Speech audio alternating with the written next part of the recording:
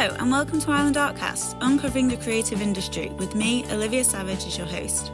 Here we talk about all things arts, and each week I'll be joined by inspiring Max creatives to discuss creative careers as well as burning topics in the art world today to keep that creative mind of yours in action.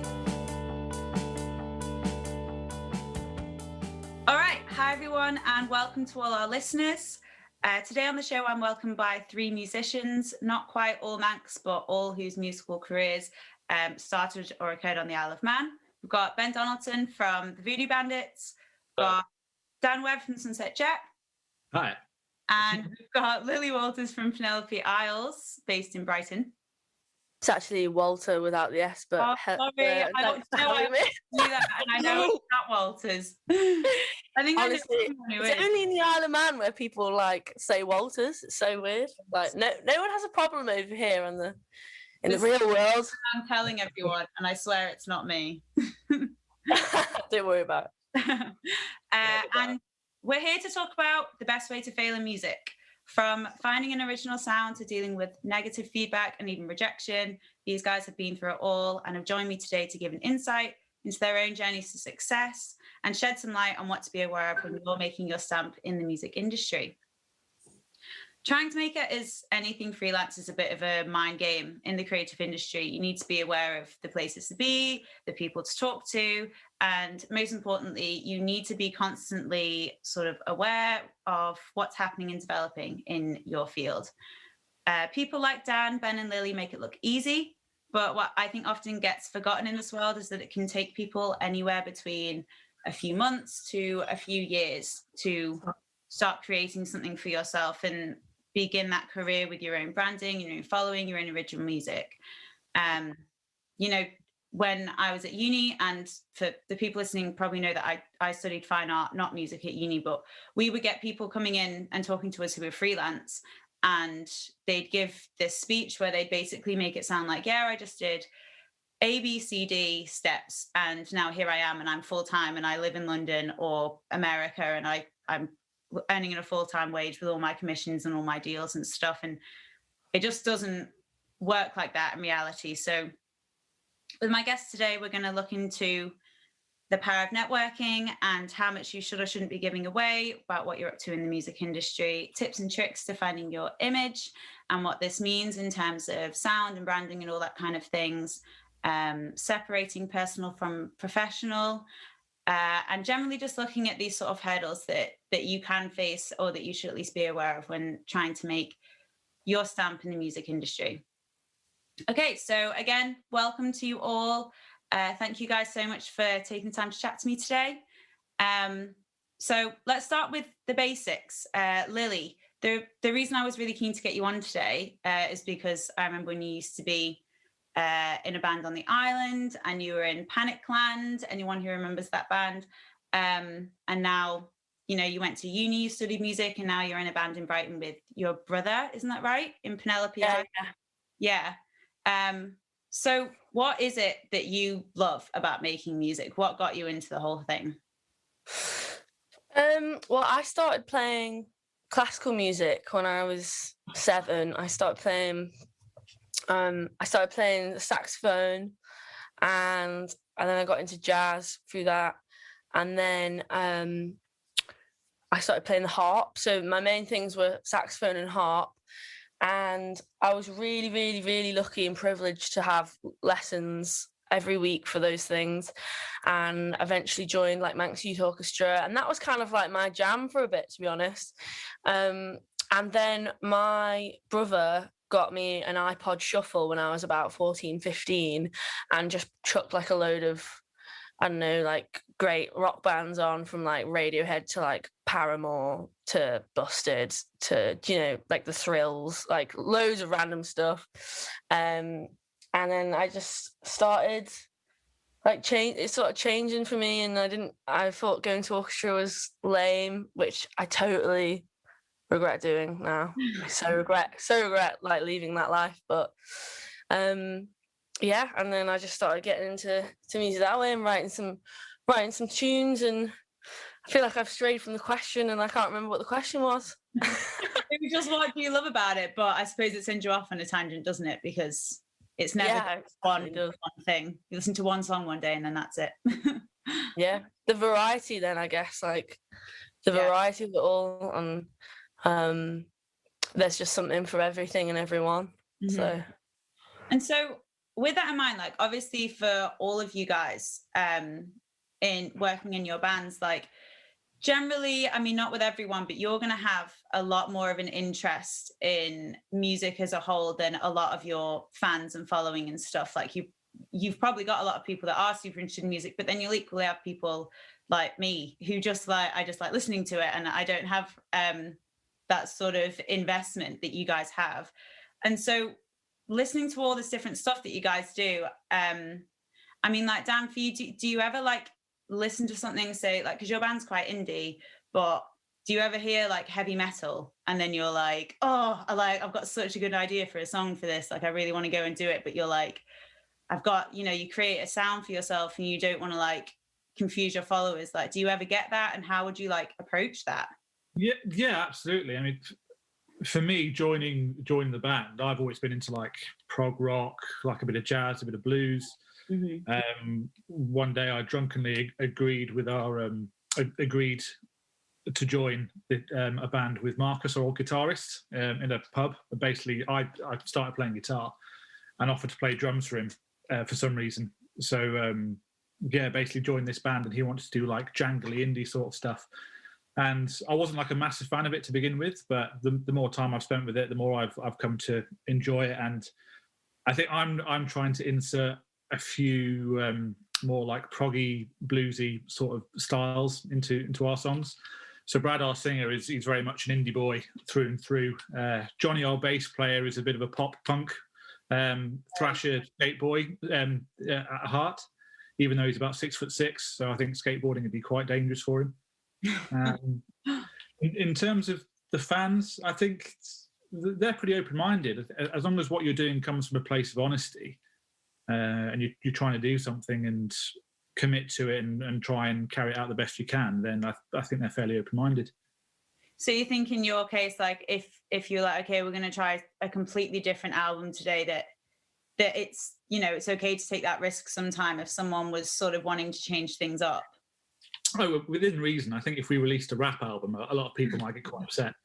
Same for like a classical music album, but I think most of like the really top level bands can flip between genres or like blend them and merge them. Yeah, true. Ben, do you ever get the same thing? Like when you guys wanted to just completely change it up, do you just sort of go with it, or? All the frickin' time, man. I just like listen. It could just be like a song I hear, and I'm like, "Fuck, that's really good," and I love the idea, and I like thinking maybe that could inspire me. But it's usually sort of within our genre to some degree. It might kind of be a little bit different, but it can be quite a difficult thing to map out when you started off, like we started off more indie pop and we're slowly becoming more garage, especially with our like unreleased stuff. And we do wonder how that will affect people, and is it kind of like starting again? But I think overall it does kind of remain cohesive enough with what is there for us to probably get away with it. And it's tough going to think about like that, because I care about my music releases, but you want to try get it right, especially when you're like just doing it by yourself and stuff, and it costs money. But overall, I definitely do get influenced by other new sounds and try to incorporate them into what we do. Yeah. So do you think it takes like quite a lot of confidence then if you're gonna change things up? Because I know with like my art, for example, like I'll in the same way, like I'll see something and I'll be like, that's so different from what I do, but I want to make it, and I'm just like, oh, and like sometimes you're hesitant, like, is it going to be good? Are people going to like it? Like, do you feel like you've got to sort of assert this kind of confidence with pushing yourself out there? Big time. I think it can be a big struggle to have that confidence in yourself anyway. As an artist, it can be a bit of a struggle. I think especially when you want to try go down like a newer route or upgrade yourself, it's always a bit scary. But I think if you're going with your gut and you're really feeling it, then you should just do it. Just go with it. Words to live by. Yeah. So with that in mind, like trying to get your stuff out there, I really wanted to talk about the whole nature of networking. And like when I was planning this episode and I thought of that word as a topic, I mean, I've got like I could have a whole episode on what it means to network, from like other musicians to pubs and bars and stuff where you're going to find people to potentially book you, or to agencies and people who are going to sign you. Like, I wanted to ask, like, Lily, you've been in different cities and stuff with the Isle of Man and Brighton and all that kind of thing, and what does networking mean to you? And have you ever had an experience where you've like pushed yourself to network and then it's benefited your band in some way? Yeah, I mean, sorry, by the way, if the fire alarm goes off, I'm not burning. It's like I'm having my fire alarms tested right now. So, yeah, like networking is like, I went to BIM, so there's a whole like thing that is like a massive part of the course, and I always like found it really boring, and I just couldn't be bothered to do it, and I didn't go to any of the networking events because I just thought I'm just here to like make music, to be honest. And in hindsight, obviously that was, you got like people that went to every one, and they went to London, they went to special networking events and stuff, and they've got amazing little black book of contacts, and I don't have that. But at the end of the day, I think like if you are working hard and concentrating on making music that you want to be making, I feel like there's always time to do that, and that's sort of how we did it, really. And yeah, I think there was, when we got signed to Bella Union, like there was definitely, it's a funny story actually, like basically we were on tour, and then our final show of the tour was at like a home gig in Brighton. So we played at this venue called the Latest Music Bar, and it was a really intense gig. We'd all just had like a really horrible argument, and it was a really emotional like show for us, but it was actually a really good one. Like some reason it just sort of like made it added to it. It can go either way, and it worked. Anyway, so we played the show, and it was all a very emotional day. And basically Simon Raymond, who runs Bella Union, he's like a bit of a legend. He used to be in the Cocteau Twins, so like he's a bit of a big boy, and he came to our show because he'd heard about our band, and he wanted to watch us play. And basically we finished playing, and then he comes up to the stage, like last show of the set, comes up to the stage. It's a really small venue, comes up to the stage and looks at me, and he like puts his hand out and he goes, "Simon Raymond, Bella Union, Cocteau Twins, I was wondering if we could have a little chat." And I basically, in my like distance, in my eyes line, I could see Super Hands like at our merch table. Super Hands from Peep Show at our merch table, and I was just like, oh my god, I love Peep Show. And I was just like, excuse me, Super Hands is at my merch table, I've got to go. And I totally just missed his handshake, and it was like, I can't actually believe I did that. So rude, but like we always joke about it now. But he actually found, huh? Did you meet Super Hands? Yeah, he bought 40 quid's worth of merch. Wow. It was great. And like we always, luckily he's got a great sense of humor, Simon. So like we often like tell him that story in a jokey way. It could have definitely gone the other way, and he could have been like, well, fuck these guys, like. But he found that somehow endearing. So networking definitely isn't my forte, but I think I've made it up to him since then, and we've had lots of like lovely little moments between them. And I think I was just bloody like 19 and excited that Super Hands was at my table, and luckily that worked for him. No, that's good. Yourself, do you know what I mean? And so getting signed. I'm sorry, Liv. No, you go. Yeah, Lily, when you were with Bella Union, do you have to network as part of being signed? Like, are you ever like forced to go to meetups and stuff? I don't think. Do you know what? It's like, it's such an exciting thing, and we're so lucky, and we feel so lucky, and like privileged to be in this position, and with Bella, that nothing's ever forced. So if we are told, like, okay, we're going for dinner today with, you know, Mark Geiger from William Morris, who's like, you know, he's one of the biggest bookers in America, like, that for me is nowhere near like me being forced. I am genuinely just like, oh my god, this is like the coolest thing ever. And like that goes down from like anyone from him, who's probably one of the, like, you know, biggest, coolest guys I've gotten to have dinner with, from like anyone that like works in like the Bella shop, like you know, there's some great like teenage kids that work there who are like really cool that you get to sit and chat to. Like, so I think because I'm really lucky enough to be working with Bella, who are like this amazing alternative independent label, like everyone's really sound, and like I haven't really come across many sort of major label wankers yet, you know, or like people that are trying to like do you over. And I feel like if I were to meet someone like that, I would probably recognize it quite quickly, I reckon.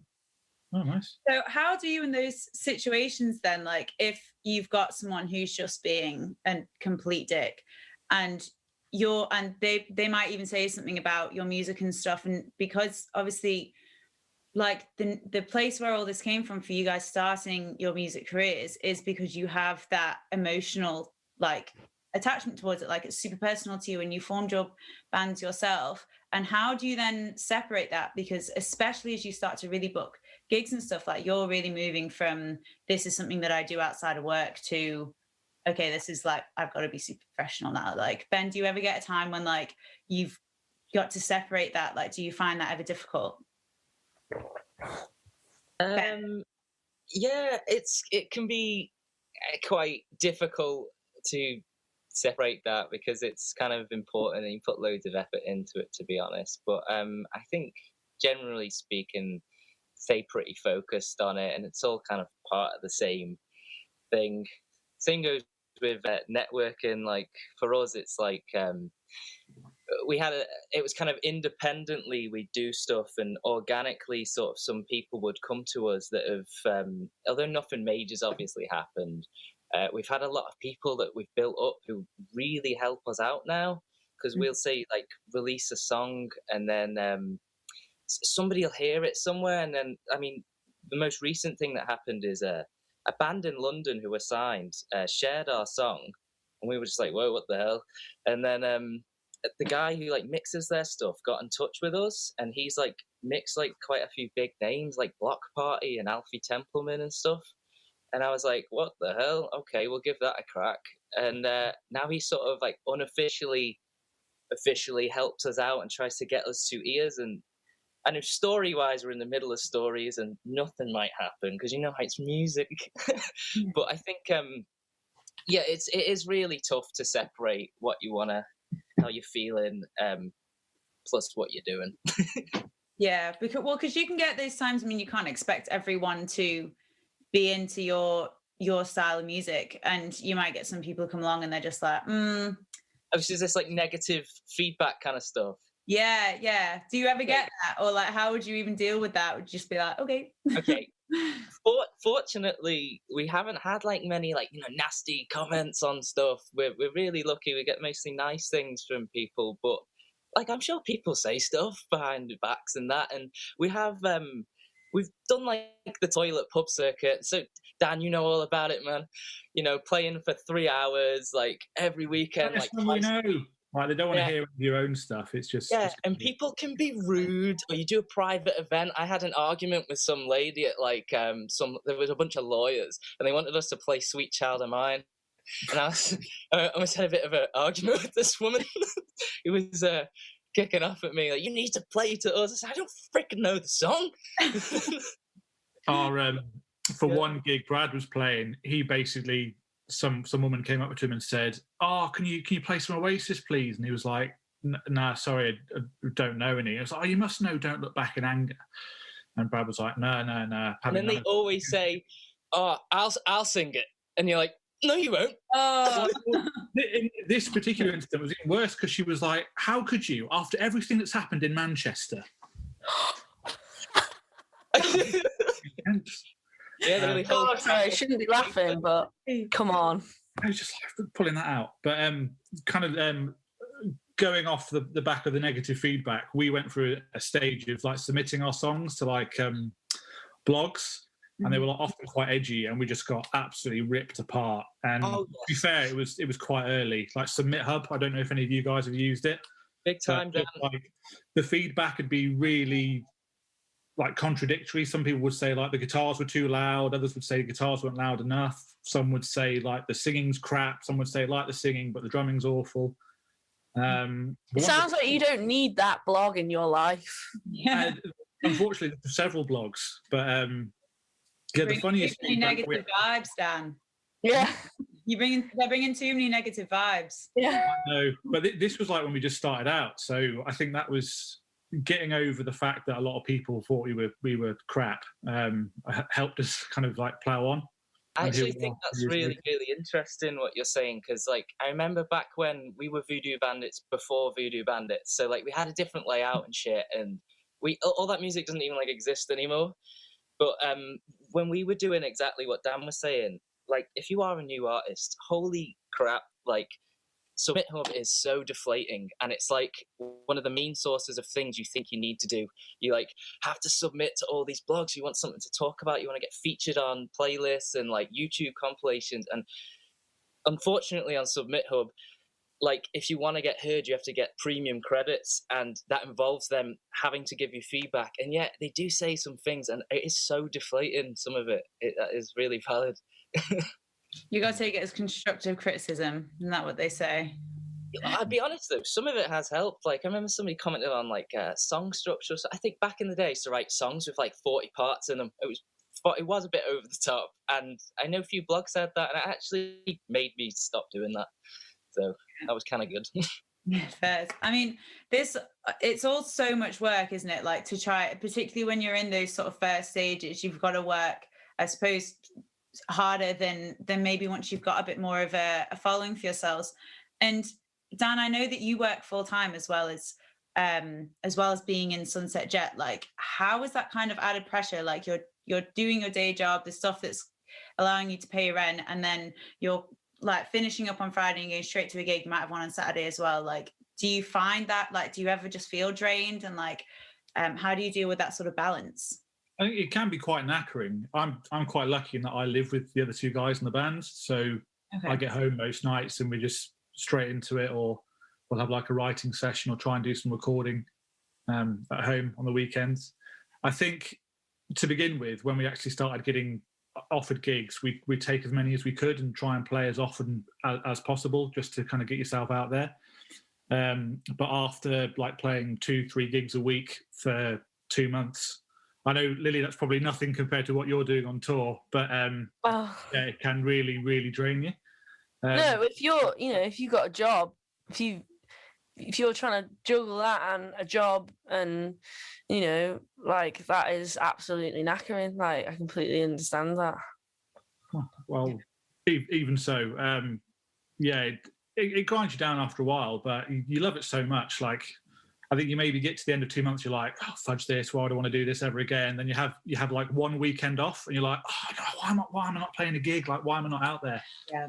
So, yeah, I think if you don't love it and you don't get like a buzz from it, it's not worth doing, and you just don't have the energy for it. But those particular gigs are quite draining as well, because obviously, aside from doing our original gigs, which are great when we get to do it in Manchester, Glasgow, or the Villa or something, we also have to play in the pubs on the weekend for 3 hours, and it's such a different environment to be gigging in, and I think that can get draining. Like I get so sick of playing those cover songs, and like sometimes you have like great gigs and everyone loves you, and then sometimes nobody cares, who gives a crap, like, and I do find that really deflating.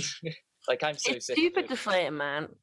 One of the hardest things is, like for me, is when people are talking like while you're playing. Like I find it really disrespectful, and I've gotten into calling people out on it. Like I was actually got to a point where I was quite good at it, and my brother we'd both be quite good at it. And if there was one fucker at the back or a group of people who are just ruining it for everyone, you have to sort of like sense the vibe, you know. If there's like everyone's kind of talking a bit, you can't really say anything, like, you know, I mean, if that's the vibe and everyone's happy and sort of whatever, then it's like, you know, okay, that's it. But if there's one or two people who are ruining it for your shirt, for everyone else, I think like it's you've got to find a way of putting them in their place to make it better for everyone. Yeah, I mean, I get you. I've got a really random thing to say to you. When you played in Gulliver's Manchester, did you perhaps see a message to Penelope Isles written on the wall, or did you miss it? Oh my god! I wrote a little thing because I saw you were playing the month after we did it. Gulliver's, is that like Just say yes. Saw it. just say yes. Yeah, that was you. Oh my god. You know what? I remember gigs you played. I remember right. If I'm thinking of the right place, I remember writing quite a lot on those walls, but I don't. Maybe I just sort of assumed that one of the rest of the band wrote it. No, I didn't think I've seen it. That's really annoying. Next time you'll have to play Where's Wally on the wall a bit. Yeah, definitely will. What did you write? Did you write a naughty message? I think I wrote like hi. It wasn't too thrilling. Well, I'll keep my eyes peeled next time.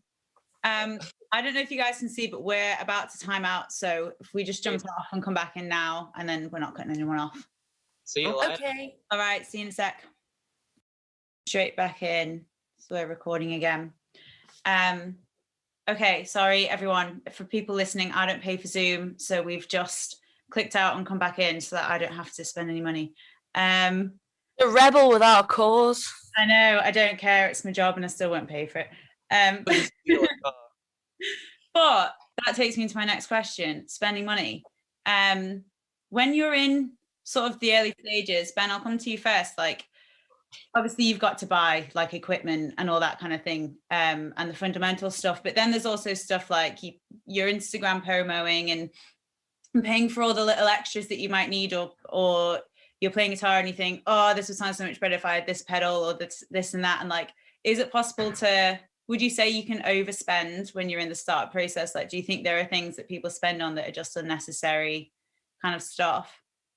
Yeah, so that is a super wavy answer, to be honest, because you do get people that will just self-record their album. It might even like be quite like it was done on a phone or something, and they just put it out there and they get massive, and then suddenly everyone wants a bit. And then sometimes you get, you know, people that have put so much freaking money into it and it doesn't seem to go anywhere. And I think it really can vary, because obviously equipment can cost loads, especially like if you get addicted to buying pedals or something, which like a lot of us probably have, especially your boyfriend. Yeah. That's why I thought of the question. Yeah, I thought so. Yeah. But there's so many things you can work with, like PR companies or freelancers, which can cost loads, and you might get a few like articles, blog features, playlists and stuff, and back. But then you never know, because then you get put on like a Spotify editorial, and you don't know if it was because of that stuff or if it happened randomly, or it just varies so much, to be honest. You could pay £200 for a tapestry for your music artwork, or you could take a picture of a frickin' shoe and, you know, your song might still do really well. I think it's down to you personally and your own journey. You can overspend, but you can also underspend, you know? So what do you think? It's a case of like just seeing what it's like at the time? Like if someone was super new and they're like, oh, I don't know if I should pay to like get my stuff recorded professionally or not. Do you think it entirely depends on the kind of music they're recording?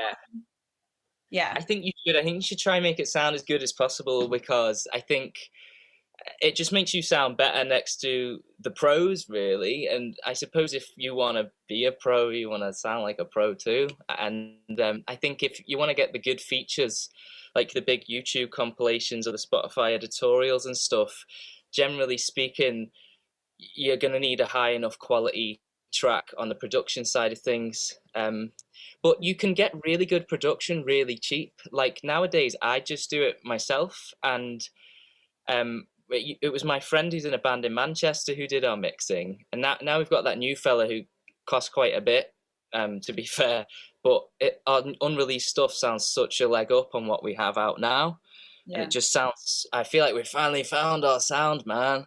You know, it was like such a journey to get here, but I feel like it's coming together with everything that's not out yet, and all the new mixes and stuff. It's all exciting. But in summary, you can spend a lot on that stuff and it sounds great, and you can spend barely anything and it sounds great. It's whatever, you've got to kind of like work it out for yourself and go on your own journey. You can do it yourself. So you said about finding your sound. Lily, like you've, as you say, like you've been in a couple of different bands and stuff. How do you know that moment when it sort of clicks that you're like, we've got it, like this is us? And is that a case of like what you want, or everyone sort of coming together and seeing everyone's sort of interest in your music and stuff? I think, to be honest, I don't think there was really like a moment where we were like, light bulb, like that's Penelope Isles. But you know, both Jack and I, especially Jack, have had like a series of bands before this band. You know, this is his like 7th band that he's put everything into, and before joining the band, like we already like knew we both made loads of music ourselves, so it was kind of like we knew what it was going to sound like when we were going to join together. But you know, like a lot of my mates and, you know, some fans are like, you know, that this sounds like Penelope Isles, or that is so Penelope Isles, or Penelope Isles have got such a sound, haven't they? But like I guess like I don't really see it like that. I just sort of see it as like mine, and it's just me, how me and Jack are together, and it's sort of what we sound like together as people. But I was going to say, actually, like I think when, especially as a sort of I come from sort of like a very DIY sort of aspect, and when you're a beginner making music, and not a beginner, to be honest, like all the time, like for me, some of my absolute favorite things to listen to are just like friends that have just got a little interface and a little SM58 and just like use loads of like Logic. Like I am all about Logic draw presets, like that is me, and just getting weird and not spending any money like at all, and just and most of the greatest, like, well, I say greatest, but like our favorite moments from our new record, especially that isn't out at the moment, like they've all come from just like fannying around on Logic and just sort of getting weird and making things happen for yourself. And that's just how we've always sort of done it. And even now, like I'm really lucky that I'm in a band with my brother, who's a great producer. Like, you know, he's made a few records now, he's getting better and better and better, and I'm so blessed to be in that situation where I don't have to fork out a load of money for a producer. But I do think that he would definitely not have gotten there without just like loving it and experimenting for himself on zero budget. So yeah, I mean, the amount of money some of my friends have like spent like getting a song mixed or mastered, I'm just like, fucking hell, that is so much money, like so much money. It's crazy. And obviously, you know, if you haven't got any clue what you're doing, like I don't know how to mix or master at all, but it is crazy, isn't it? Like how much money some people like don't even know what how much things cost, and they just throw like thousands into things, and it's like, you don't need to be spending that much money. Like you're a small band with, like, you know, you don't need to be putting all your money into this at the moment. Like, why don't you put your money into like getting a van and like going on tour and like playing your music to people and like, you know, stuff like that, like rather than putting like tens of thousands of pounds into like someone to mix and master your track where you haven't even got like a platform to release it on yet, you know. But there's lots of ways of doing things. That's just my opinion.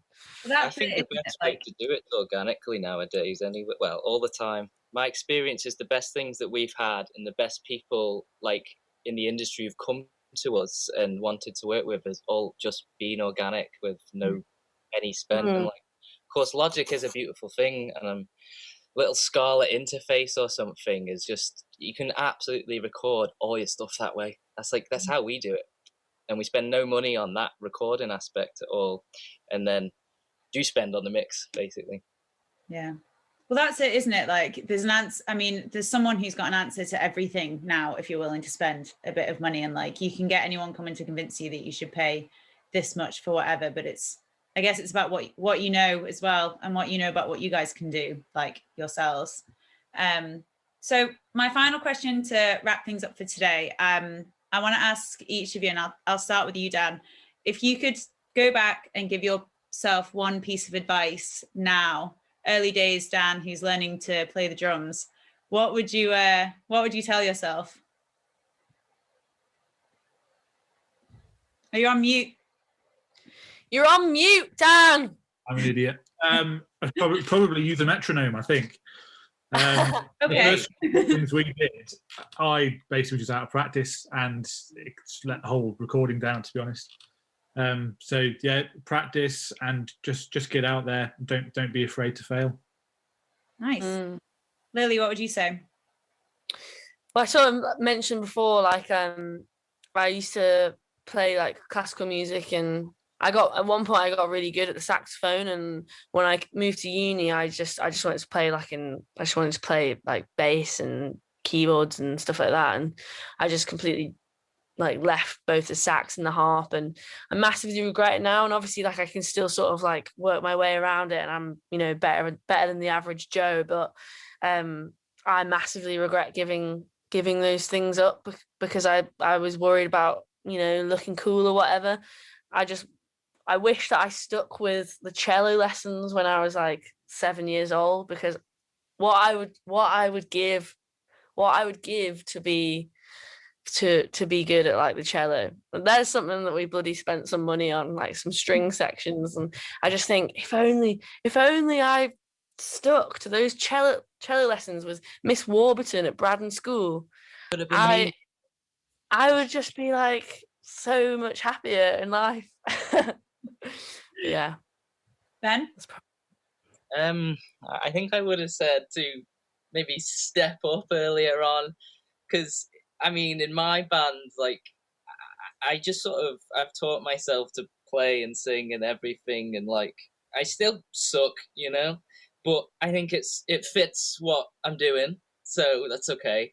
But I think I would have told myself to maybe step up as a frontman years earlier on, because I could be years more developed than I am now, because I'm like, we had like loads of frontmen and different versions of the band and stuff, and I stepped up out of necessity because I was like, I actually want to do this. I want someone who's committed. So I suppose that had to be me. And I was really bad for a solid year and a half at least, playing like, you know, singing and playing and stuff. And now it took so long to like find how I want to sing and stuff. I feel like I'm finally getting there. But it would have been nice to have gotten there 3 years ago or something. So my advice would have been like, yeah, step up, young lad.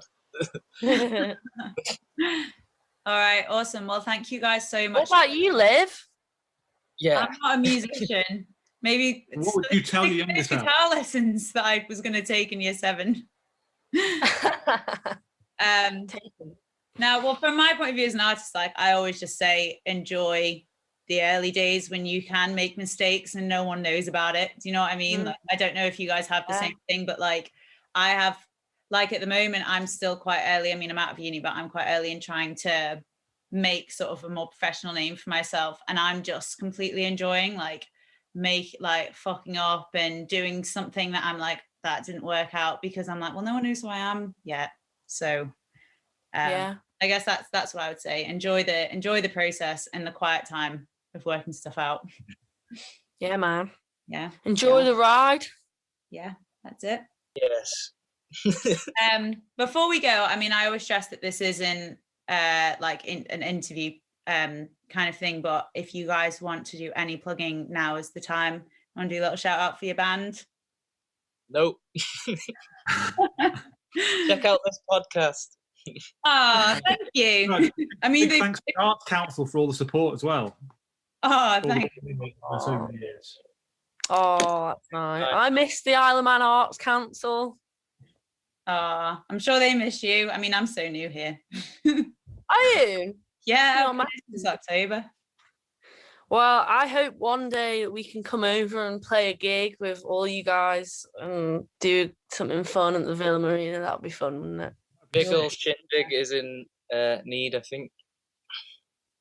What's that? Said a big old shindig is in need. Yeah, absolutely. Well, you guys have had it lightly compared to us. Indeed. We're pretty lucky here.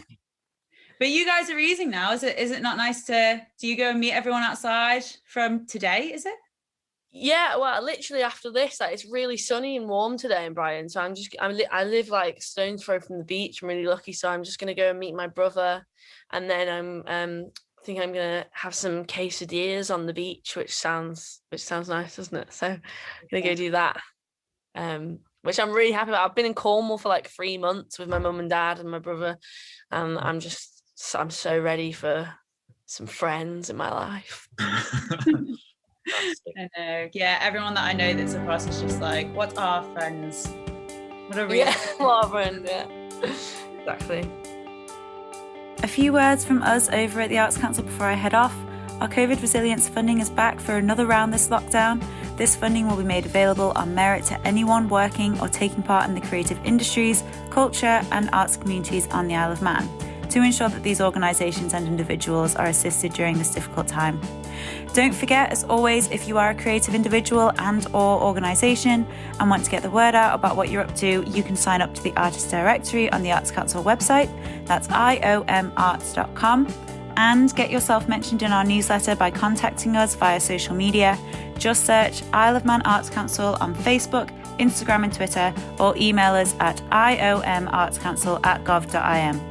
Once again, a big thank you to Dan, Ben and Lily for joining me today, and of course to all our listeners out there. See you next episode.